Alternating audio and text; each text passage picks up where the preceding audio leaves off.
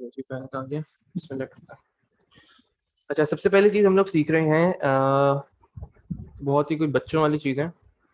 इनको बस तुम लोगों को रट्टे वाली चीज़ें बस समझ लो। अभी हम लोग मेंटेनेंस खत्म कर लेते हैं जब तक अब्दुल्ला, अशफाक और इमाद लोग, ये सब हाशिम लोग आ जाए। तो टाइप्स ऑफ मेंटेनेंस खत्म कर लेते हैं। इनके सवाल आते हैं बस थ्योरी के। और टाइप्स ऑफ एरर, 3 एरर्स हैं, सिंटेक्स, लॉजिकल, रन टाइम, ये 3 खत्म कर लेते हैं। फिर टेस्टिंग जो है, इसमें कुछ नई चीज़ें ऐड हुई हैं तो मुझे बाकी सबको भी कराना ज़रूरी है। White box, alpha, beta, stub, integration, ये सब मुझे कराना ज़रूरी है। Acceptance testing, step wise refinement तो कुछ भी नहीं है इसमें। अच्छा, आज कोशिश करके हम लोग एक छोटा सा चैप्टर है स्टेट ट्रांजिशन के नाम से, वो ऐड हुआ है आप लोगों का सिलेबस के अंदर। मैं दिखा देता हूँ जल्दी से सिलेबस आप लोगों को।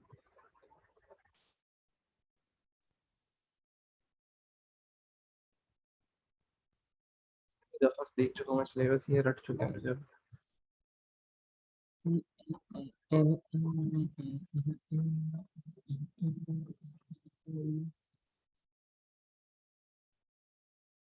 Programming basics, introduction to ADT, structured programming, ये सब चीज़ें ऐड हुई हैं आपकी। आइटरेटिव, रैपिड एप्लीकेशन डेवलपमेंट, ये हम लोग कल कर लेंगे। प्रोग्राम डिजाइन के अंदर एक नई चीज़ जो ऐड हुई है वो है show understanding of the purpose of state transition diagrams to document and algorithm.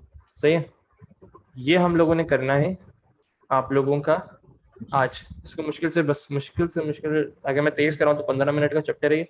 और अगर मैं आहिस्ता आहिस्ता सुकून से लेके चलूँ तो आधे घंटे में ख़त्म हो जाना चाहिए। तो हम लोग उनका इंतजार कर लेते हैं जब तक ये छोटी छोटी चीज़ें जो है, मेंटेनेंस वगैरह, वो सब सीख लेते हैं जल्दी से। अच्छा, सबसे पहला काम हम लोग देखेंगे कि भाई हेडिंग डाल दो तुम लोग जल्दी से, types of maintenance.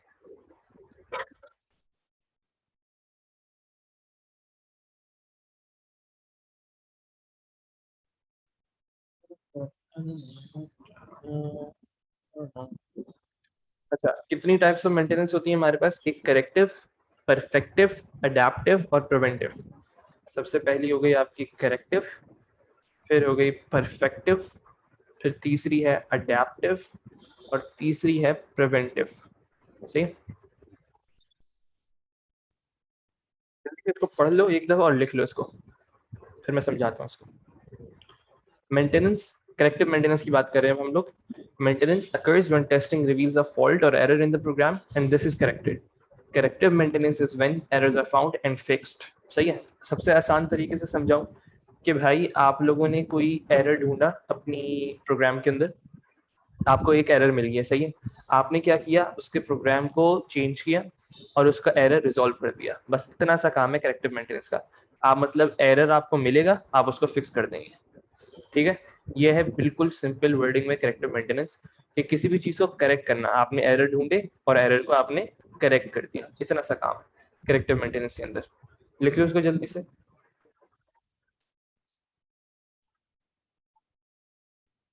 Maintenance occurs when testing reveals a fault, मतलब कोई भी टेस्टिंग की आपने, कौन सी टेस्टिंग, अभी हम लोग आगे पढ़ेंगे सारी चीजें। स्टब टेस्टिंग, इंटीग्रेशन और आपका जितने भी ब्लैक बॉक्स, व्हाइट बॉक्स, वो सब हम लोग टेस्टिंग से करने के बाद आप लोगों के पास एरर आ गया, आपने उस एरर को करेक्ट कर दिया, उसे हम कहते हैं करेक्टिव मेंटेनेंस कर दिया भाई आपने। अगर मैं इसको समझाऊं किसी गाड़ी की एग्जांपल से, कि भाई आपकी गाड़ी खराब हो गई है, आपने देखा कि भाई हेडलाइट काम नहीं कर रही है, आपको पता चल गया कि एरर है ये। एरर क्या है कि आपकी गाड़ी की जो हेडलाइट है वो काम नहीं कर रही। आप गए, आपने उसको सही करवा लिया, बस इतना सा काम है करेक्टिव मेंटेनेंस में। अगर अब इसकी प्रोग्रामिंग के हवाले से बात करें तो आपने कोई भी, कौन गायब हो गया, हैमर साहब गायब हो गए। तो करेक्टिव मेंटेनेंस में अगर प्रोग्रामिंग की बात करें तो बेसिकली क्या हो रहा होता है कि आप लोगों के पास क्या होता है, कोई भी प्रोग्राम में एरर आया, आपने उसको करेक्ट कर दिया, वो करेक्टिव मेंटेनेंस हो गई। अच्छा, what are the reasons for using corrective maintenance? भाई जाहिर सी बात है, ये 2 मार्क का क्वेश्चन है। अब इसमें पहला मार्क जो मिला है वो to amend the algorithms to eliminate errors, बस इतना सा है इसका। सवाल क्या कर रहे हैं, करेक्टिव मेंटेनेंस करने का क्या बेसिक यूसेज क्या है, क्यों इस्तेमाल करते हैं हम करेक्टिव मेंटेनेंस? ताकि हम, अमेंड का मतलब क्या होता है, एल्गोरिथम को चेंज करना, करेक्ट करना। क्यों करते हैं? ताकि एलिमिनेट कर सकें एरर्स को। बहुत ही कोई सिंपल चीज़ है। करेक्टिव मेंटेनेंस सबको समझ आ गई?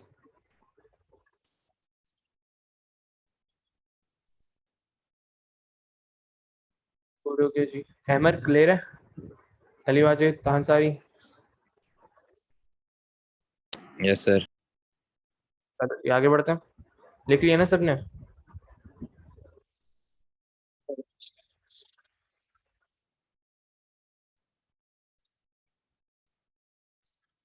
जल्दी से इसको लिख लो।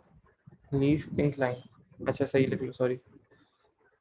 जब तक तुम लिख रहे हो इसको बाकी लोग पढ़ लें इसको एक दफा, अडेप्टिव मेंटेनेंस को।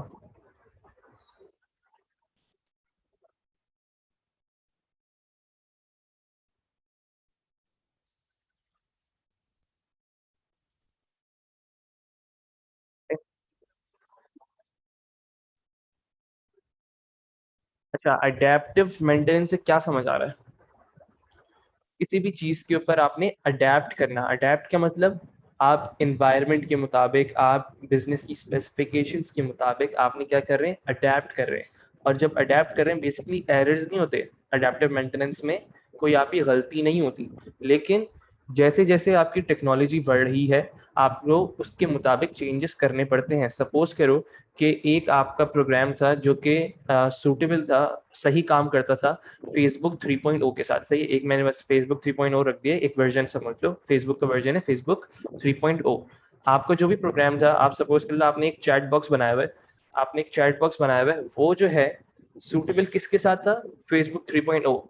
लेकिन अब एडवांसमेंट की वजह से फेसबुक ने अपना वर्जन जो है अपग्रेड कर दिया है, तो जो मेरा चैट बॉक्स है वो अब बेसिकली काम का नहीं रहा।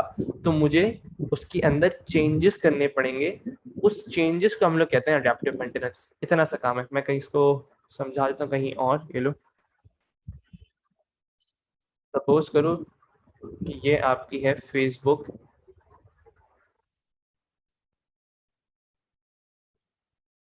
फेसबुक 3.0 चल रही थी 2012 में। सही है। मैंने बनाया चैट बॉक्स। चैट बॉक्स क्या होता है, बेसिकली कोई भी चैटिंग का प्लेटफॉर्म समझ लो। एक प्रोग्राम लिखा है जिससे मैंने चैट बॉक्स बनाया हुआ है, मतलब सब लोग इस पे बात कर सकते हैं, वो सब चीज़ें। लेकिन ये लिंक हुआ हुआ था फेसबुक 3.0 से। अब जब बात करें हम लोग 2020 की, तो उसमें फेसबुक ने अपना नया वर्जन लॉन्च कर दिया है जो कि है बेसिकली फेसबुक 5.0 कर दो, फेसबुक 5.0। तो ये मेरा जो चैट बॉक्स है अब इसके साथ कंपैटिबल नहीं रहा, तो मुझे इसका जो भी कोड था उसके अंदर करने पड़ेंगे चेंजेस। इन चेंजेस को मैं कहता हूं अडेप्ट करना।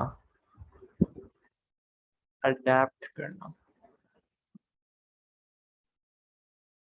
इसलिए इस मेंटेनेंस को हम लोग नाम दे देते हैं अडेप्टिव मेंटेनेंस। कोई मसला है इसके अंदर?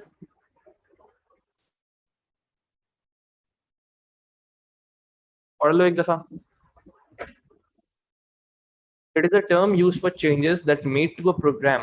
प्रोग्राम के अंदर जो चेंजेस कर रहे होते हैं in response to a specification changes. कोई अगर स्पेसिफिकेशन चेंज हो रही है as a result of changes to requirements और अवेलेबल टेक्नोलॉजी। सही है। कोई मसला अडेप्टिव में? बेहतरीन। अहमद अली वाजिद तानसारी, क्लियर है सबको?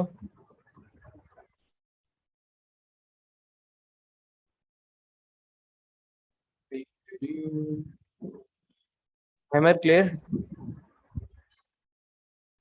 जी सर, क्लियर ये हो गया। 3 मार्क का सवाल आएगा ज्यादा से ज्यादा। मैं इसके तुम लोगों को पासवर्ड से भेज दूंगा कि सवाल कैसे आते हैं। बस वो पूछता है कि what is adaptive maintenance, what is corrective maintenance. ज्यादा कुछ इसमें कोई खास नहीं है। 3-3 मार्क, 2-2 मार्क के सवाल है। अच्छा, what are the reasons for using adaptive maintenance? बता दिया कि भाई स्पेसिफिकेशन चेंजेस हो रही होती हैं किसके अंदर, बिजनेस रूल या एनवायरनमेंट के अंदर, तो उसके अंदर जितने भी चेंजेस कर रहे होते हैं हम लोग, वो अडैप्टिव मेंटेनेंस होते हैं। सही है जी। अब बात करते हैं परफेक्टिव मेंटेनेंस की।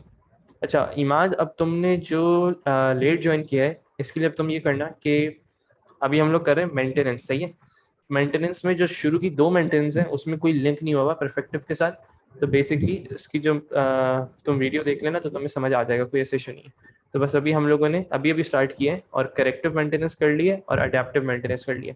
वो तुम वीडियो देखोगे तुम्हें कॉन्सेप्ट समझ आ जाएगा। अभी हम बात करें परफेक्टिव मेंटेनेंस की। अच्छा, परफेक्टिव मेंटेनेंस क्या होता है? अच्छा सपोज करो, इसी की बात कर लेते हैं, फेसबुक की बात करते हैं हम लोग।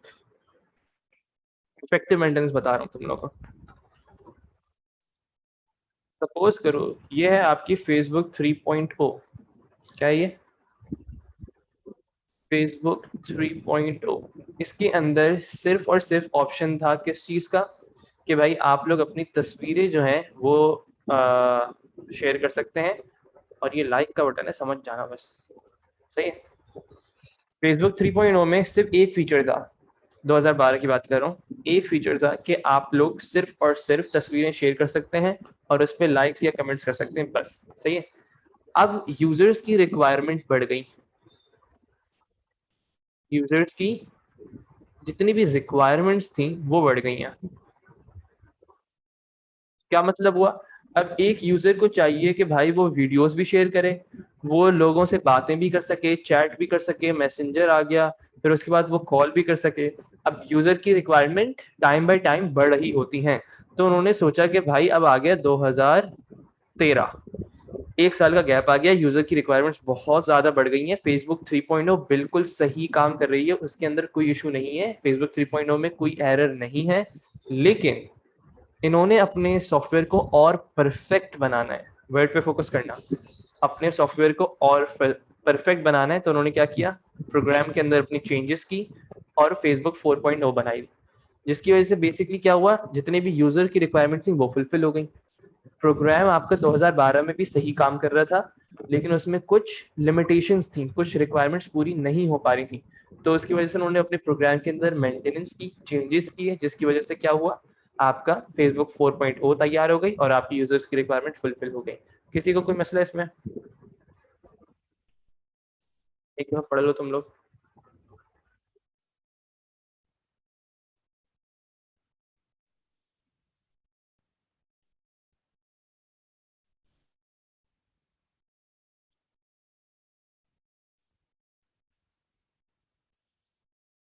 अच्छा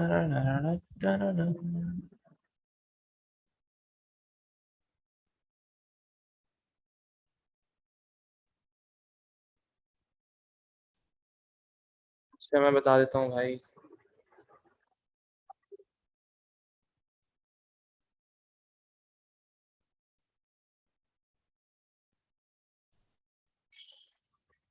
बता दो 9627158। चलो मैं लिख रहा हूँ 9627158, 9627158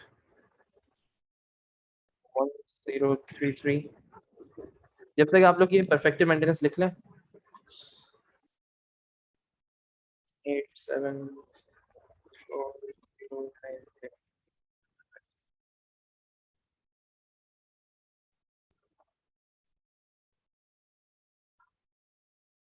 दिमाग क्लियर हुआ परफेक्टिव मेंटेनेंस क्या होती है?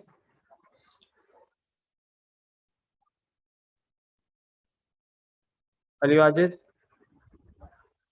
पढ़ लो एक दफा इसको, साथ पढ़ते हैं। Perfective maintenance mainly deals with implementing new और चेंज्ड यूजर रिक्वायरमेंट की बात हो गई। Perfective maintenance involves making functional enhancement, function जो भी फंक्शन कर रहा है उसको और एनहांस करना। This includes enhancing both the function and efficiency of the code. Efficiency से क्या मतलब है भाई, आपका प्रोग्राम काम कर रहा है लेकिन थोड़ा हल्का काम कर रहा है। अब जब हल्का काम कर रहा है तो उसको तेज करना है आपने, वो कैसे करेंगे, उसकी एफिशिएंसी को बेहतर करके।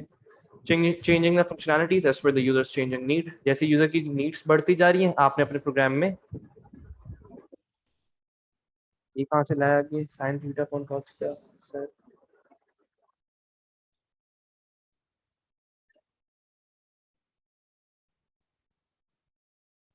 चलो आखिरी मेंटेनेंस की बात करते हैं, प्रिवेंटिव मेंटेनेंस। इसमें कुछ ऐसा खास है नहीं। प्रिवेंटिव मेंटेनेंस बेसिकली होती क्या है, नाम से समझो इसको, प्रिवेंटिव मेंटेनेंस। आपको पता है कि भाई किसी चीज से उम्मीद करने से कोड क्यों बदलना है। देखो, इससे यूजर रिक्वायरमेंट को मीट करने से कोड क्यों बदलना है। अच्छा सुनो, कोड तो आपको बदलना पड़ेगा ना, यूजर की रिक्वायरमेंट थी कि भाई, नहीं नहीं हार्डवेयर का क्या ताल्लुक होगा, सब सॉफ्टवेयर बेस्ड है। देखो फेसबुक क्या है, कोई हार्डवेयर थोड़ी है। हाँ ये हो सकता है कि हाँ अगर हार्डवेयर बेस्ड भी हो सकता है, मतलब अगर आपको सर्वर को बेहतर करना है अपने, तो आप लोग मेंटेनेंस कर रहे हैं उसके लिए, यूजर की जो रिक्वायरमेंट है वो बढ़ गई है, तो आप क्या कर रहे हैं, अपने हार्डवेयर के अंदर चेंजेस ला रहे हैं, सर्वर बढ़ा रहे हैं, वो सब चीज़ें। लेकिन अभी जो बात हो रही है वो बेसिकली सॉफ्टवेयर मेंटेनेंस की बात हो रही है। हम लोग से बात कर रहे हैं यूजर रिक्वायरमेंट का मीडियम सपोर्ट करता है। अच्छा, सपोज करो फेसबुक का पहले कोडिंग हुई भी थी कि सिर्फ और सिर्फ आप इमेजेस शेयर कर सकते हैं, लेकिन अब उसकी कोड के अंदर तुम्हें कुछ ऐसा कोड लिखना पड़ेगा जिससे तुम उसकी कॉलिंग फंक्शनैलिटी भी ऑन कर सको, उसकी वीडियो शेयरिंग फंक्शनैलिटी भी ऑन कर सकते हो, उसकी लाइव जो वीडियोस करते हैं उसकी भी फंक्शनैलिटीज को ऑन करने के लिए तुम्हें कोडिंग करनी पड़ेगी। उस कोड को बेसिकली हम लोग कहते हैं परफेक्टिव मेंटेनेंस। यानी वाजिद अब क्लियर है?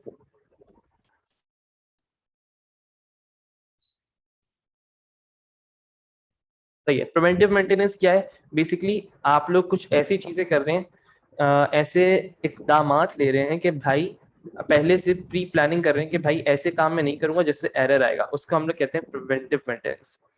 आपको पता है कि आप गाड़ी चला रहे हैं, आपको पता है कि भाई अ, आज जो है बारिश होगी और मैं फंस जाऊंगा रोड पे, आप नहीं निकले, उसको कहते हैं प्रिवेंटिव मेंटेनेंस। पहली बात है, बिल्कुल सही कह रहा हूँ, सही समझ रहे हो कि न्यू कोड लिखना पड़ता है। बगैर कोडिंग करे तो आप नहीं कर सकते ना। कोडिंग के अंदर चेंजेस का मतलब मेंटेनेंस नहीं है, सिर्फ कोड करना, उसको मेंटेन रखना किसी भी सॉफ्टवेयर को, वो बेसिकली मेंटेनेंस के अंदर आता है। क्लियर है?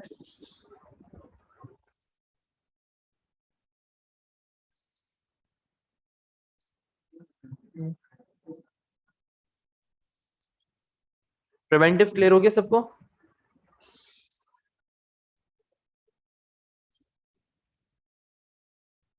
एएस है इमाद, एएस।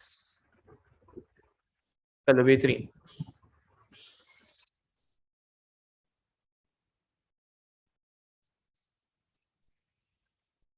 चलो आगे बढ़ते हैं।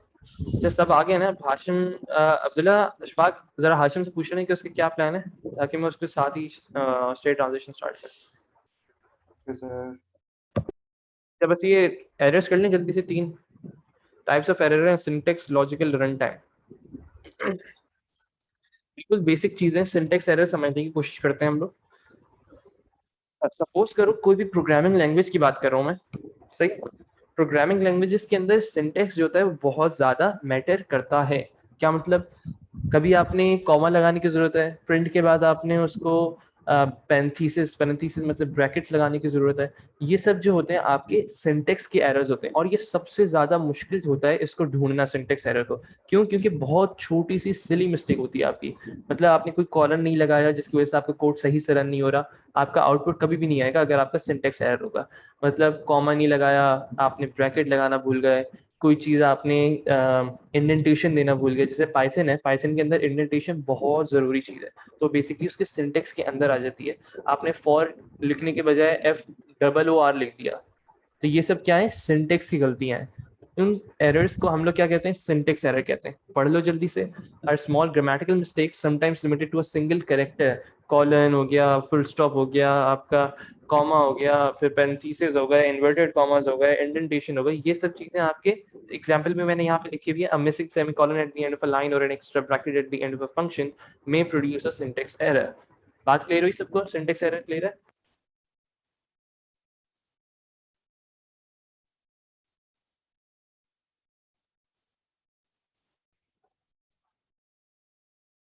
कोई ऐसे जिसमें मुश्किल चीजें, सपोज करो जैसे हम कोई सूडो कोड में इनपुट लिख रहा हूँ मैं, सही है। इनपुट की जगह मैंने कर दिया INPUT और ब्रैकेट लगा के फिर मैंने यहाँ पे कॉलन लगा दिया, फिर ऐसे करके मैं कुछ करना शुरू हो गया।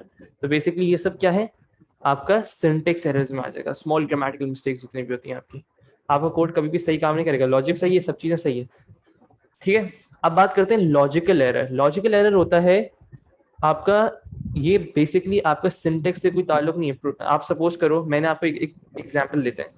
मैंने आपसे कहा है कि आपने दो नंबर्स इनपुट लेने हैं, एक 5 मैंने इनपुट लिया, एक आपने 5 नंबर इनपुट लिया, और एक आपने 3 इनपुट लिया। मैंने आपसे कहा कि आपने इसमें सब्ट्रैक्ट करना है, सही है। अच्छा, सिंटेक्स एरर के अंदर आपका आउटपुट कभी भी नहीं आएगा। आउटपुट इसका सिंटेक्स एरर में आएगा ही नहीं। अच्छा, आप सवाल में ये कर रहा हूँ, लॉजिक एरर समझा रहा हूँ, लॉजिकल एरर। मैंने आपसे कहा है कि आप दो नंबर इनपुट लेंगे, 5 और 3। इसके बाद मैंने आपसे कहा इन दोनों नंबर्स को आपने ऐड करना है। आपने एक वेरिएबल बनाया, वेरिएबल बनाने के बाद आपने क्या किया? 5 माइनस 3 कर दिया गलती से। बेसिकली आपकी ये लॉजिक की गलती थी। 5 माइनस 3 कर दिया और आपने प्रिंट किया ऐड,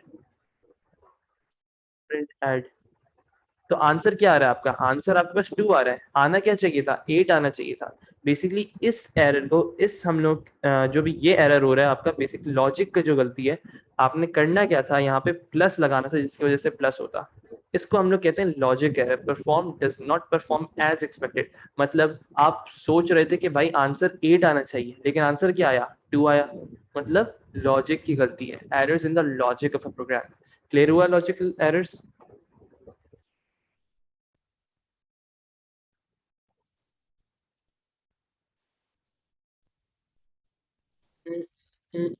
इमाद क्लियर है? अंसारी साहब क्लियर है? Yes sir. अलिया अली वाजिद क्या पूछो सर? कंप्यूटर फिर भी 2 आउटपुट करेगा। 2 आउटपुट से क्या मतलब है? क्या कहना चाह रहे हो 2 आउटपुट से? अच्छा 2 आउटपुट करेगा। हाँ हाँ, सही सही कह रहे हो। आउटपुट होगा, सही सही सही, समझ गया, मैं समझ गया।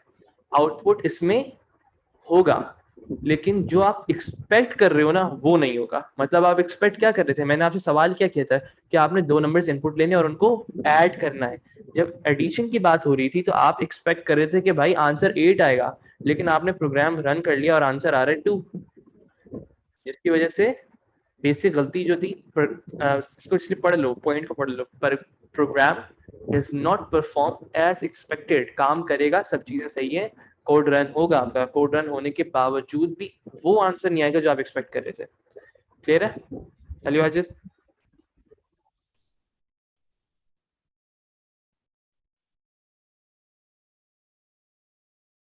आईडीई ऐड वाला मतलब क्या?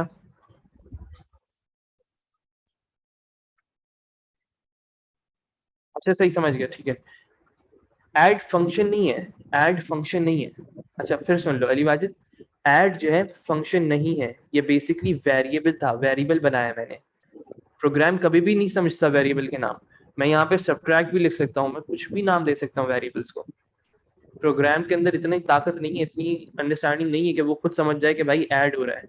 वो बेसिकली ये देखता है, ऑपरेटर्स को देखता है, कभी भी वेरिएबल्स के नाम से नहीं समझने की कोशिश करता।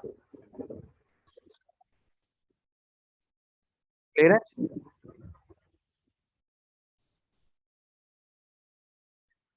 नाम से कोई फर्क नहीं पड़ता। नहीं नहीं नहीं, प्री डिफाइंड फंक्शन नहीं है। ऐड आपका वो है नॉर्मल। सम हाँ कह सकते हो, प्री डिफाइन हो सकता है, लेकिन उसके लिए भी आपको लाइब्रेरीज को इम्पोर्ट करना पड़ेगा, वो बहुत आगे की चीज़ है। अच्छा, लॉजिक एरर हो गया, सिंटेक्स एरर हो गया, अब आखिरी एरर कर रहे हैं, रन टाइम एरर।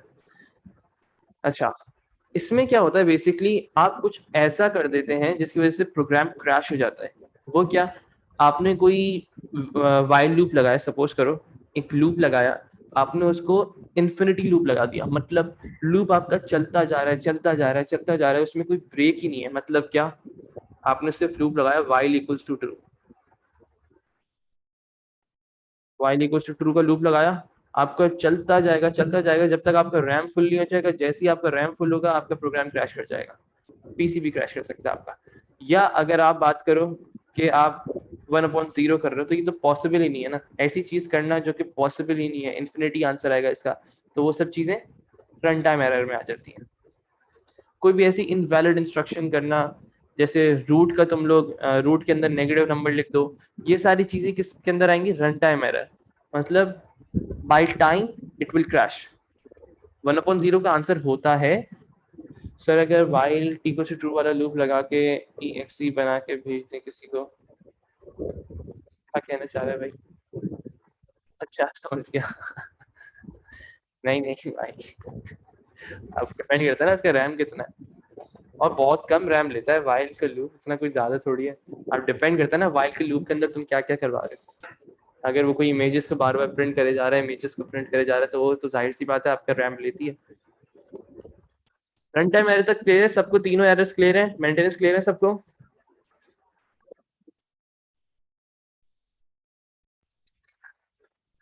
भाई मालवेयर का जो चैप्टर था ना वो हटा दिया है, तो I am so sorry about that. चलो बेहतरीन हो गया। अहमद क्लियर है तीनों एरर्स, मेंटेनेंस? किसी का कोई सवाल है तभी पूछ ले।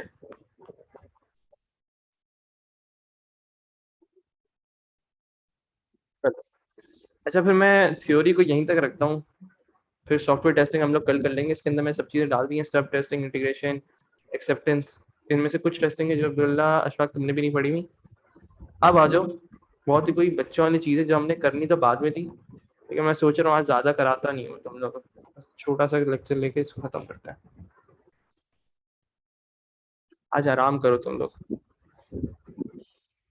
हाँ हाँ, बस ज़्यादा नहीं है,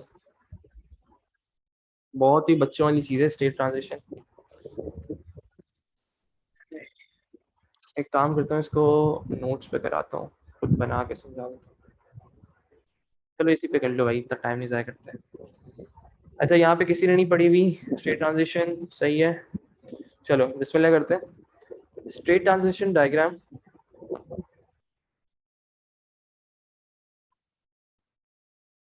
अब्दुल्ला अशफाक कुछ समझ आया? सर कुछ भी नहीं आया था, बस डायग्राम सही बन गई थी। चलो मसला है, अब समझने की कोशिश करते हैं। स्टेट ट्रांजिशन डायग्राम बेसिकली होती क्या है? सबसे पहली चीज स्टेट ट्रांजिशन डायग्राम समझने के लिए तुम लोगों को समझनी पड़ेगी मशीन क्या होती है, सही। मशीन की कुछ स्टेट्स होती हैं। क्या मतलब स्टेट से? किसी को कुछ आइडिया स्टेट से क्या मतलब है? स्टेट्स का मतलब होता है कि आप, एक ऑन स्टेट है, फिर उसकी स्टेट एक आ गई कि भाई ऑफ हो गई, या आपने रेड लाइट आ गई। अच्छा अगर हम उसकी बात करें, आपका ट्रैफिक लाइट्स जो होती हैं उनकी क्या स्टेट्स होती हैं? ऑन हुई भी हैं वो, फिर उसने आपने देखा कि भाई रेड लाइट हो गई, फिर येलो लाइट हो गई, फिर ग्रीन लाइट हो गई। ये सारी क्या है? स्टेट्स हैं आपकी। एसी ऑन हो रहा है, एसी बंद हो रहा है, दरवाजा खुल रहा है, दरवाजा बंद हो रहा है, दरवाजा आधा खुल रहा है, दरवाजा आधा बंद हो रहा है, लाइट्स ऑन हो रही हैं, लाइट्स ऑफ हो रही हैं। ये बेसिकली क्या है? स्टेट्स हैं। अच्छा अगर मैं सिर्फ एसी की बात करूं तो इसकी कोई फिक्स नंबर ऑफ स्टेट्स हैं। फिक्स नंबर से मेरा मतलब क्या है? या तो ऑन होगी या तो ऑफ होगी, सही। ये कहलाती है फिक्स नंबर्स ऑफ स्टेट, सही है। ऐसी मशीन्स, अब गौर से सुनना, ऐसी मशीन्स जिनके पास फिक्स्ड नंबर्स ऑफ स्टेट होती हैं, या फाइनाइट, फाइनाइट का मतलब क्या होता है? एक फिक्स्ड अमाउंट है।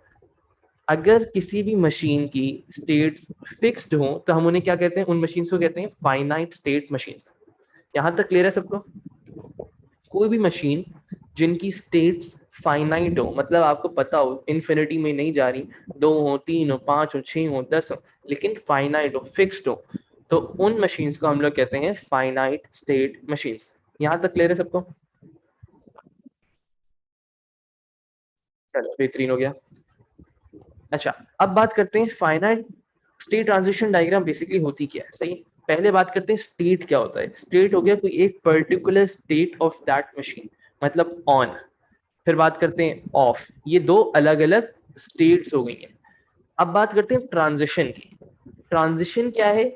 एक स्टेट से दूसरी स्टेट में ट्रांजिशन करना, एक स्टेट से दूसरी स्टेट पे जाना। ऑन थे लेकिन अब उसको ऑफ कर रहा हूं, इसे क्या कहते हैं? ट्रांजिशन। अच्छा इसके दरमियान एक इवेंट हो रहा होगा, मैं आपको यहाँ पे समझाता हूँ। सपोज करो, अच्छा पहले सिंबल समझ लेते हैं, बल्कि इसको ऐसे ही समझ लो, सिंपल्स में बाद में बताऊंगा आपको। सपोज करो ये है हमारी एक स्टेट और ये है हमारी दूसरी स्टेट जो कि ऑफ है, तो ये स्टेट्स को हम लोग रिजेंबल करते हैं सर्कल से। एक स्टेट है हमारी ऑन और एक स्टेट है ऑफ। मैं कौन सी मशीन की बात करूं? मैं एसी की बात करूं अभी सिर्फ। एक स्टेट है मेरे पास ऑन, एक स्टेट है मेरे पास ऑफ। अच्छा अब ट्रांजिशन देखो, ऑन ऑफ हो रहा है, पहले स्टेट एसी ऑन थी, अब उसकी स्टेट हो गई ऑफ, लेकिन इसके दरमियान कुछ इवेंट हुआ होगा। इवेंट से मेरा मतलब क्या है? कि भाई power button is clicked, suppose कर लो, इज क्लिक्ड। ये तीन चीजें आप लोगों की बहुत जरूरी। स्टार्टिंग स्टेट, ये है आपकी स्टार्टिंग स्टेट, ये है आपकी एंडिंग स्टेट, नेक्स्ट स्टेट कह लो इसको, और उसके दरमियान एक इवेंट हुआ होगा जिसकी वजह से वो नेक्स्ट स्टेट अकर हुई है। इतनी सी चीजें अगर आपने समझ ली तो आप लोगों के लिए सारे पास पेपर्स के सवाल इजीली हो जाएंगे, और आप लोग दुआएं कर रहे होंगे कि भाई ये वाला सवाल जो है पास पेपर के अंदर आ जाए। चलो अब यहाँ तक हम लोगों ने समझ लिया, मैं इसको इरेज कर रहा हूँ, बेसिक चीजें अभी समझ ली हैं।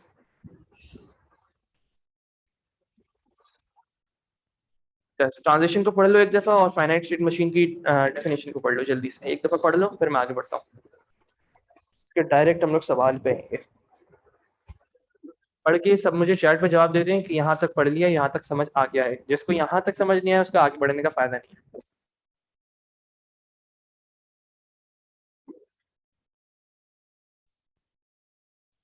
अब्दुल्ला खान, अब्दुल्ला शफाक, अहमद, खान सारी क्लियर है सबको यहाँ तक?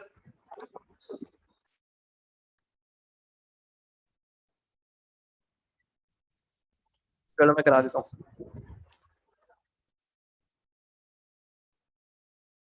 अच्छा अली वाजिद, इसके अंदर तुम्हें कुछ समझना नहीं है, सही है? एसी वाली एग्जाम्पल के अंदर कुछ समझना नहीं है। बस इसके अंदर मैं ये इवेंट वाला कॉन्सेप्ट तुम्हें समझाना चाह रहा था कि इवेंट बेसिकली क्या होता है। एक एसी की स्टेट थी ऑन, सपोज करो तुम्हारे घर का एसी ऑन हुआ है। ये पहली स्टेट है तुम्हारे एसी की, ये पहली स्टेट होगी कि आपका एसी जो है वो ऑन हुआ है। आपने क्या उठाया? रिमोट उठाया। रिमोट से आपने पावर का बटन दबा दिया, उसको कहते हैं इवेंट। जो भी आप काम कर रहे हैं, पावर का बटन दबा रहे हैं, उसको कहते हैं इवेंट। अब जो नेक्स्ट स्टेट होगी वो होगी ऑफ। जाहिर सी बात है, आपने पावर का बटन दबा दिया, इवेंट अगर हो चुका है, तो अब उसकी जो तीसरी स्टेट, दूसरी स्टेट है, नेक्स्ट स्टेट जिसको कहते हैं, वो ऑफ हो जाएगा एसी। इतनी सी बात है। अब क्लियर हुआ अली वाजिद? इमाद क्लियर है?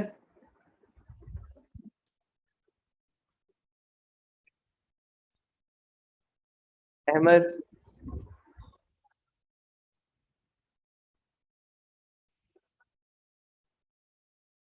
जी सर। हेलो बेहतरीन। ट्रांजिशन देख लो, moving from one state to another is known as transition. बहुत ही बेसिक वाली बात हो गई। अच्छा, ये सिंबल्स हैं कुछ, इनको याद करना है। थोड़ा सा नीचे कर देता हूँ बस। ये कहीं बनाने बना लो, वैसे तो फायदा ही नहीं है। बनाने तो बना लो, समझने तो समझ लो। किसी भी स्टेट को हम लोग किससे रिजेंबल कर रहे हैं? एक सर्कल से। ट्रांजिशन कैसे शो करते हैं? एरोस को। जहां पे भी जो नेक्स्ट स्टेट होती है उधर आपका एरो पॉइंट कर रहा होता है। और जो आपकी सबसे स्टार्टिंग स्टेट होती है उसको आप एक सर्कल और एक एरो से रिप्रेजेंट करते हैं। और जो भी आपकी फाइनल स्टेट होती है उसको आप डबल सर्कल से रिप्रेजेंट करते हैं। जल्दी से ये चार डायग्राम्स याद करो।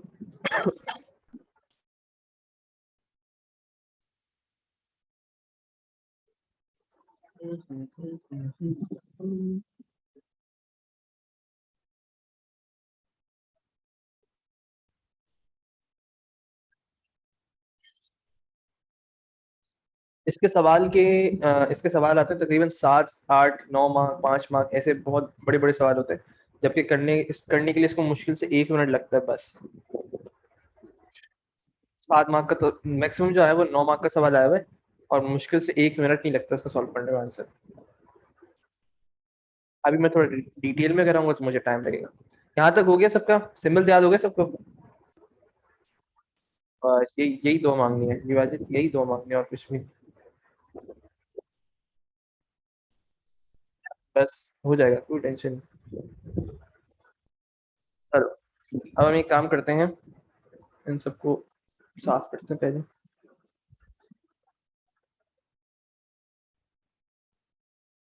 ये है आप लोगों के पास पेपर का सवाल, आई गेस 2019 का।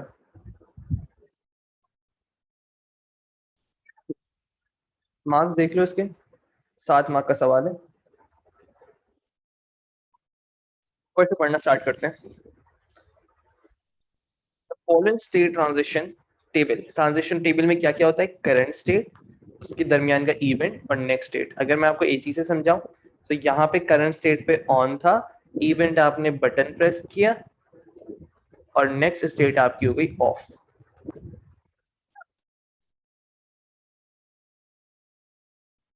देखो पता है क्या, लोग डरते थे इस सवाल से। स्टेट ट्रांजिशन डायग्राम्स के सवाल जितने भी होते हैं A2 के अंदर, क्यों? क्योंकि पार्ट ए जो है वो आपका बहुत ही कोई बच्चों वाला आता है। इसका स्टेट ट्रांजिशन डायग्राम का पार्ट ए बहुत आसान आता है। अभी हम सारे पार्ट ए ही करेंगे क्योंकि आपके सिलेबस के अंदर पार्ट बी वाली चीजें आई ही नहीं है। ऑब्जेक्ट ओरिएंटेड प्रोग्रामिंग, ये सारी चीजें आपके अंदर नहीं है। बेसिकली क्या है, आप लोगों को सिर्फ पार्ट ए करना है। बेसिक पर्पस समझ आना चाहिए कि किसी भी फाइनाइट स्टेट मशीन को की स्टेट्स को रिप्रेजेंट करने के लिए आप लोग स्टेट ट्रांजिशन का इस्तेमाल करते हैं। और ये जो डायग्राम से इनको फिल करना आना चाहिए, ये आप लोगों के सिलेबस का हिस्सा है बस। आओ देखते हैं जी, बहुत ही आसान है। ये कौन है?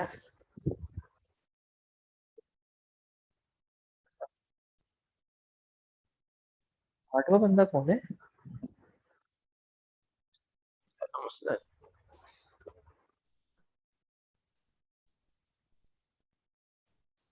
इसमें है।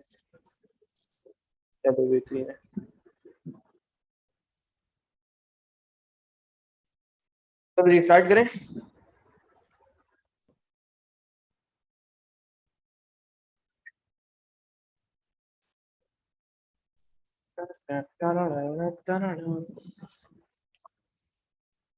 सबसे पहली स्टेट देखते हैं, करंट स्टेट ना। आओ फोकस करो अब सवाल पे, सब फोकस करें। पहली स्टेट क्या है आपकी? Door open, no code set. सबसे पहली state door open no code set, उसने स्टार्टिंग स्टेट में लिखा हुआ है door open no code set, सही है। इसके बाद वो कह रहा है एक इवेंट अकर होगा, 4 डिजिट कोड एंटर्ड, तो नेक्स्ट स्टेट क्या हो जाएगी? Door open code set. Next state क्या हो जाएगी? Door open code set. तो भाई और ये ट्रांजिशन से देखो, नेक्स्ट स्टेट हो रही है डोर ओपन, यहाँ पे आपने लिख दिया डोर ओपन कोड सेट, और इसके दरमियान जो भी इवेंट होता है वो आप इसके ऊपर लिख देते हैं, लाइन के ऊपर 4 डिजिट कोड एंटर्ड, सही है। इसके बाद ये वाली लाइन आपकी हो गई है खत्म, इसको आप साइड पे कर दें। अब दूसरी लाइन पर है, door open code set. Door open code set की बात हो रही है, इसकी बात हो रही है, इसकी बात हो रही है, डोर ओपन कोड सेट की बात हो रही है। अब जो करंट स्टेट है वो क्या है? Door open code set. Door open code set एक इवेंट अकर हुआ, आर एंटर्ड, उससे क्या हुआ? Door open no code set की तरफ चला गया, मतलब वापस जाएगा। कब जाएगा वापस? जब आपका आर एंटर्ड हो जाएगा। यहाँ पे लिख दो आर एंटर्ड। तो अगली बात करते हैं, ये वाला हो गया हमारा, ये वाला हो गया और ये हो गया है। अब बात कर रहे हैं डोर ओपन कोड सेट। कहाँ की बात कर रहे हैं? डोर ओपन कोड सेट, इसकी बात हो रही है। Door open code set next state कहाँ लेके जा रहा है? Door close. डोर क्लोज का है नीचे की तरफ है, लेकिन कोई इवेंट अकर होगा, कौन सा? Close door. यहाँ पे लिख दो क्लोज डोर हुआ तो डोर ओपन कोड सेट से डोर क्लोज की तरफ आ गया, डोर ओपन कोड सेट से डोर क्लोज की तरफ आ गया। चलो आगे बढ़ते हैं। कौन सा कर लिया? ये हो गया हमारा, तीसरा भी हो गया, डोर क्लोज तक हम पहुंच चुके हैं। अब हमारी करंट स्टेट क्या है? डोर क्लोज्ड है। जाना कहाँ है? डोर लॉक तक। डोर लॉक तक, डोर लॉक इन्होंने कहीं लिखा हुआ नहीं है, जाहिर सी बात है, चौथी हमारी स्टेट है तो आप लोगों को लिखना है डोर लॉक्ड। अच्छा, चौथी स्टेज हम लोगों ने लिख ली, स्टेट लिख ली है। डोर क्लोज कब हो रहा है? कब इवेंट अकर हो गई? नेक्स्ट स्टेट पे कब आएंगे? जब सेट कोड एंटर्ड हो जाएगा। यहाँ पे लिख दो सेट कोड एंटर्ड। आगे बढ़ते हैं, यहाँ तक हो गया। अब वो कह रहा है डोर लॉक्ड आपकी अब करंट स्टेट है। अगर आप सेट कोड एंटर करेंगे तो आप चले जाएंगे डोर ओपन कोड सेट पे। डोर ओपन कोड सेट कहाँ था? यहाँ पे। डोर लॉक से आपने जाना है डोर ओपन कोड सेट, तो कौन सा इवेंट अकर हो रहा है? Set code entered. यहाँ पे लिख दो सेट कोड एंटर्ड। आखिरी पढ़ते हैं लाइन, ये हो गया, ये हो गया, ये हो गया। अब वो कह रहा है डोर लॉक है, और वो घूम के डोर लॉक ही हो जाएगा अगर आर एंटर करेंगे। तो ये आपको एरो जो है, ये वाला एरो बेसिकली दिखा रहा है कि भाई काम फिर से करना है अगर आर एंटर्ड हो जाए। ये हो गया आपके 7 के 7 मार्क्स पूरे। मार्क्स स्कीम देखनी तो देख लो नीचे। Door open no code set, 4 digit code entered, R entered, close door, door close, set code entered. अब बताओ कोई मसला?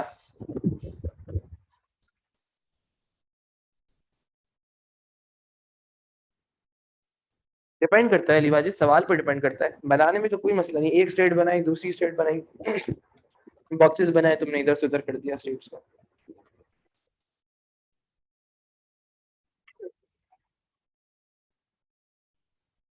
इमाद अंसारी, और कौन है? अहमद।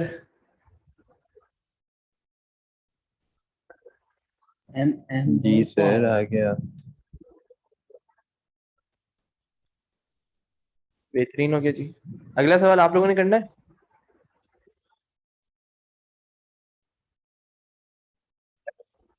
इसको छोड़ दो, क्वेश्चन 3 करो। छोटा कर दो थोड़ा तुम लोगों के लिए। पढ़ा जा रहा है या जूम रख लो? जूम करूं या जूम आउट? जूम आउट, ये लो काफी है।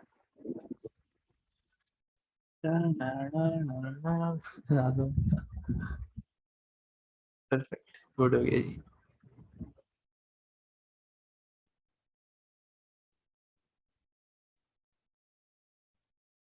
चलो भाई, मैं नीचे नीचे ले जाऊंगा, तुम लोगों का मसला नहीं।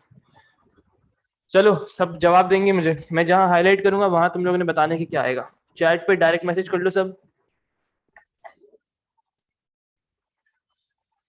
खाली बात सीरियस भी हो गया टू मच।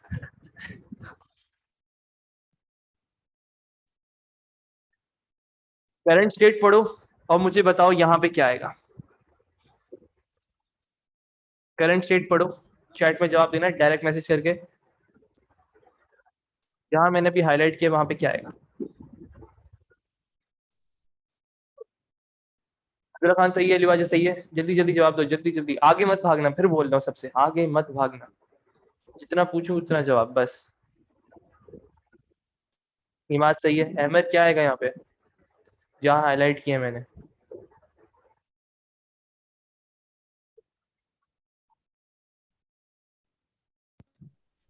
सर हम्म,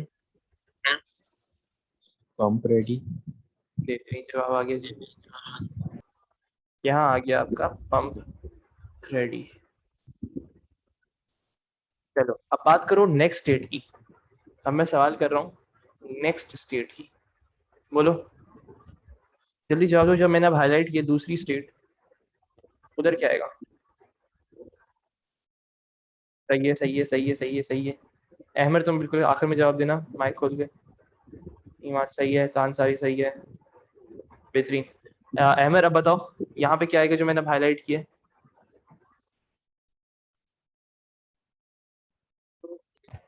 सर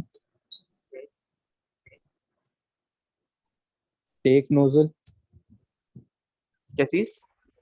जो हाईलाइट किया, फिर बोल रहा हूँ जो हाईलाइट किया उसको बताओ। तो बाकियों में क्या है वो नहीं दिखा सकते आप? नहीं, मैं सिर्फ सवाल कर रहा हूँ स्टेट की। सर्कल से क्या रिप्रेजेंट करते हैं, स्टेट। मैं बात कर रहा हूँ दूसरी स्टेट क्या है, पंप रेडी से कौन सी स्टेट में जा रहा है। Pump next in state, use. बस इतनी सी बात है। पंप इन यूज में जा रहा है। और इवेंट क्या कर हो रहा है जल्दी से बताओ, ऊपर यहाँ पे क्या आएगा। अच्छा इमाद सही है, जमी लवर सही है, अब्दुल्ला खान सही है, अली वाजिद सही है। अहमद बताओ इवेंट क्या हो रहा है, कौन सा इवेंट अकर हो रहा है कि ये स्टेट ट्रांजिशन हो रही है।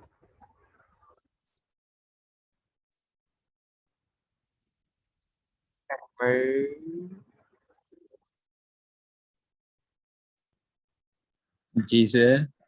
पंप रेडी से जब पंप इन यूज में जा रहा है तो कौन सा इवेंट अकर हो रहा है जो मैंने अब टेक हाईलाइट नोजल। किया है। जहां पे फिर मैं ये कहाँ लिखूंगा, यहाँ पे। नोजल ऊपर। बस।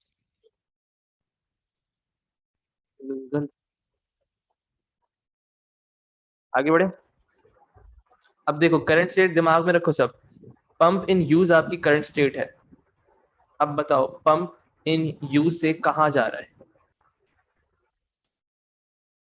मैं यहाँ पे पहले हाईलाइट कर रहा हूँ, बाद में बताना पड़े देख के। पंप इन यूज से कहाँ जा रहा है।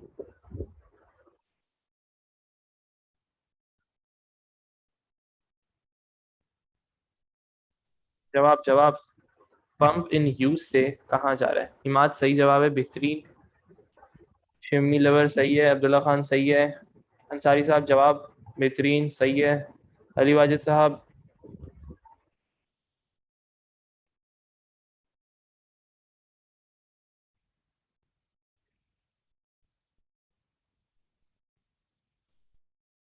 एक ही, सॉरी भाई सॉरी माजरत। अच्छा अहमद जवाब चाहिए मुझे, जो अब मैंने हाईलाइट किया यहाँ पे क्या आएगा, पंप इन यूज से अब कौन सी स्टेट में जा रहा है? सर आपने कौन सा हाईलाइट किया है? नीचे, थर्ड स्टेट। ऊपर करिएगा, ऊपर करिएगा। Pump dispensing. Pump dispensing. तो ये जब स्टेट चेंज हुई है तो यहाँ पे इवेंट कौन सा अकर हुआ है? जवाब जवाब जवाब जवाब।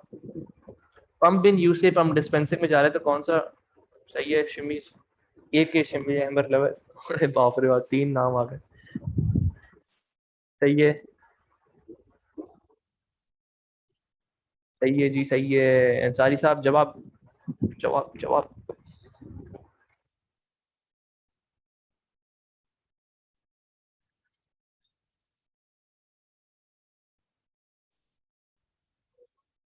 चलो जी, बेहतरीन जवाब आ गया। अब मुझे जवाब चाहिए अहमद तुम्हारा।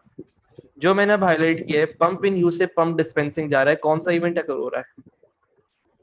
Stop pressing trigger. फिर से पढ़ो। पंप इन यूज से पंप डिस्पेंसिंग जा रहा है। पंप इन यूज से पंप डिस्पेंसिंग कहाँ जा रहा है, कौन सा इवेंट पे? Replace nozzle. ये कहाँ जा रहा है भाई? देखो, पंप इन यूज से पंप डिस्पेंसिंग जा रहा है, तो कौन सा इवेंट है? Press trigger. तो इतना क्यों सोचना पड़ रहा है? फिगर। अच्छा, ये वाली लाइन हो गई तुम्हारी और ये वाली लाइन हो गई। इसकी बाद वाली लाइन पढ़ो। पंप डिस्पेंसिंग से पंप इन यूज जा रहा है, पंप डिस्पेंसिंग से पंप इन यूज जा रहा है, तो यहाँ पे क्या आएगा? जवाब जवाब। पंप डिस्पेंसिंग से पंप इन यूज की तरफ जा रहे हैं, इवेंट कौन सा अगर होगा? जल्दी जवाब जल्दी जवाब जल्दी जवाब जल्दी जवाब जल्दी जवाब। Who is Jimmy? Stop pressing trigger. सही है अहमद साहब, जवाब चाहिए। पंप डिस्पेंसिंग से pump in use, pump dispensing से पंप इन यूज, कौन सा इवेंट अकर हो रहा है? हो रहा है। Stop pressing trigger. आ गई जी, छा गई जी, छा गई जी, छा गई जी। Stop pressing trigger. आगे बढ़े, यहाँ तक हो गया तुम लोग का स्टॉप प्रेसिंग ट्रिगर ये सब। अब सवाल देखो, अब कह रहे हैं स्टेट है आपकी current state pump in use. Pump in use से जा रहा है pump out of use. Pump in use से क्या जा रहा है? स्टेट बताओ यहाँ पे मुझे। पंप इन यूज से कहीं जा रहा है, स्टेट बताओ भाइयों। यहाँ पे आ जाएगा pump out of use. Pump in use, pump out of use, कौन से इवेंट से जा रहा है? रिप्लेस नोजल, यहाँ पे लिख दो। मत जाना ये क्या लिखा है मैंने। आगे पढ़ते हैं। Pump out of use, pump ready पे जा रहा है, pump out of use pump ready पे जा रहा है, कौन से इवेंट से? Reset pump display. Reset pump display. ना ना ना ना ना। ब्रो आपके आ गए 9 मार्क्स।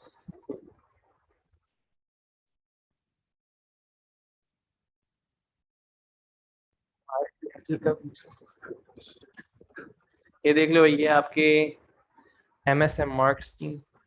आगे के सवाल करने का दिल चाह रहा है किसी का? नहीं, सब यही है भाई। लॉग, करंट लॉग, और फिर बस 2 ही स्टेट हैं इसके अंदर, एक लॉग लिखो एक अनलॉग लिखो, फिर घुमा घुमा कर अंदर बस सब चीजें सेम।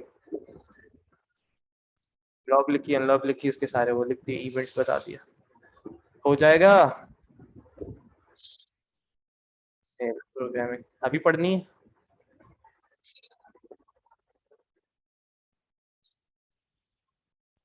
अभी पढ़ना है क्या? भाई मेरा सब तैयार है, जब जो बोलना है पढ़ लो भाई। थ्योरी P2, स्ट्रक्चर चार्ट बनना है, string manipulation, basic programming, selection, loops, files, 1D 2D functions. चलो ठीक है भाई, मर्जी आप लोग। ठीक है जी, सबको समझ आ गया?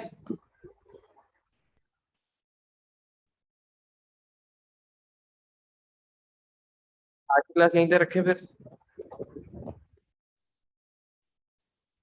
ओके जी, एंजॉय। भाई मुझे अब्दुल्ला खान साहब एक चीज बताइए, कल आपकी सालगिरह थी तो आपको माफ कर दिया, तो आप कब जरा जहमत करके पासपोर्ट भेजेंगे मुझे बिट मैनिपुलेशन के?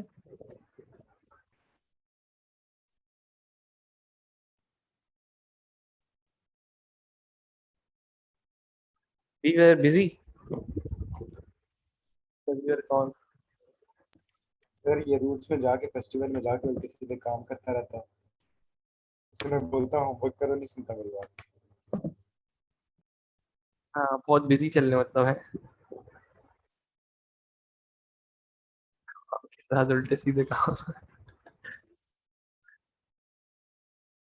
चलो भाई भेज देना मुझे, सही है। और किसने नहीं भेजा मुझे? नहीं है मैं यस। हाँ हाँ खत्म, क्लास खत्म। कल हम लोग, अच्छा भाई कल मैं फिर बोल रहा हूँ, कल लंबी क्लास है तो आज छोड़ रहा हूँ मैं। आज 1 घंटा पहले ही छोड़ दिया। कल लंबी क्लास है। सर कल क्या पढ़ाएंगे? कल थोड़ा नया तुम्हारे लिए भी नया है, थोड़ा दिखा देता हूँ। तुमने आई गेस ब्लैक बॉक्स उससे पढ़ी है, व्हाइट बॉक्स पढ़ी है, अल्फा पढ़ी है, बीटा पढ़ी है। अल्फा बीटा नहीं पढ़ी तुमने, सब नहीं पढ़ी, इंटीग्रेशन नहीं पढ़ी। और दिखाता हूँ। सर अल्फा बीटा उससे मार्क्स स्कीम से पढ़ ली थी बस। हाँ बस है तो आसान, कोई ऐसा मुश्किल चीज़ नहीं, ये तुमने नहीं पढ़ा हुआ। और ये तुम्हें कहीं पास पेपर्स में मिलेगा भी नहीं। Development models, program development cycles. हाँ हाँ, जिसने जाना है वो जा सकता है। Analyse, design, coding, testing, maintenance. उसके बाद और ये ये मेन चीज़ है। साइकिल पढ़ा हुआ है, ये ये नहीं डेवलपमेंट पढ़ा। मॉडल नहीं पढ़ा। हाँ वही मैं कह रहा हूँ, वो तो पढ़ा हुआ था। वाटरफॉल मॉडल, आईटीडी मॉडल और रैपिड एप्लीकेशन डेवलपमेंट, सब चीज़ें हैं इसकी। वाटरफॉल मॉडल, सब बेनिफिट्स, उसके ड्रॉबैक्स आएंगे, पूछेगा वो सवाल। प्रिंसिपल्स क्या होते हैं, आईटीडी मॉडल क्या होता है, वाटरफॉल्स क्या है, प्रिंसिपल्स क्या है, उसके बेनिफिट क्या है, उसके ड्रॉबैक क्या है, रैपिड एप्लीकेशन डेवलपमेंट क्या है, उसके बेनिफिट्स क्या है, उसके आपका प्रिंसिपल क्या है, उसके ड्रॉबैक्स क्या है। बस ये सब चीज़ें। सर आपने पहले हमें पढ़ाया, आपने हमें ये क्यों नहीं पढ़ाया सर? अगर मैंने अभी मई जून में सारा यही आ जाता फिर। देखो, सब चीज़ें अल्लाह के ऊपर होती हैं, समझ रहे हो? वैसे मुझे सर अगर बहुत मई जून हो जाता और इसमें ये आ जाता फिर क्या होता? ज़्यादा से कितने मार्क्स आते? 4 मार्क्स। सर यहाँ पे तो मेरे इतने अच्छे मार्क्स आ रहे थे फर्स्ट पेपर की प्रैक्टिस में। क्योंकि ये नहीं है ना, ये अभी नया ऐड हुआ है। अभी मैंने बहुत रिसर्च की इसके बारे में ना, सिलेबस ट्रांजिशन के बारे में, तो बहुत सी नई चीज़ें पता चली हैं, छोटी छोटी भी। एक एक सिलेबस को साइड बाय साइड कंपेयर जब करते हैं ना, और डिटेल में, तो पता चलता है कि भाई क्या क्या चीज़ें आई हैं, क्या क्या चीज़ें गई हैं। जैसे अब ये है आपका पूरा, इसके कुछ सवाल नहीं मिलेंगे तुम्हें 5 पेपर के अंदर। आईडी वालों में दिखा देता हूँ सिलेबस। सर मैंने काफी पास पेपर्स किए, उसमें एक भी नहीं था सवाल इसका। अभी ऐड हुआ है ना, अभी ऐड हुआ है। 2019 20 के बाद ऐड हुआ। 9618 में ऐड हुआ है, 9608 में नहीं ओ है। सब्जेक्ट कंटेंट, ए लेवल कंटेंट। अच्छा एएस में जाना है ना हमें तो। लेकिन अभी जो वो बनाए ना नोट्स, इसमें एक एक चीज़ डिटेल में, और जैसे सिलेक्शन में भी हम लोगों ने बिल्कुल बेसिक से किया था ना लास्ट टाइम, मतलब इफ देन एल्स बेसिक सवाल। अब मैंने वो हटा दी, क्योंकि अब मुझे ना, मैंने वो ऐड किया इसमें थोड़ा बहुत, बहुत सोच के बनाया है। मतलब पासवर्ड के कुछ सवाल डाले उसके अंदर, फंक्शंस को स्टार्टिंग में यूज़ करवा दिए मैंने, जैसे मैंने बिल्कुल एंड में कराया था ना, वो सब चीज़ें नहीं है अब। Some software, bit manipulation, language, data integrity, database concept, DBMS, spatial thinking। मसला ये इतनी छोटी छोटी चीजें इन्होंने करके लिखी है ना, उसको ढूंढना एक अजाब है। Arrays, constructs।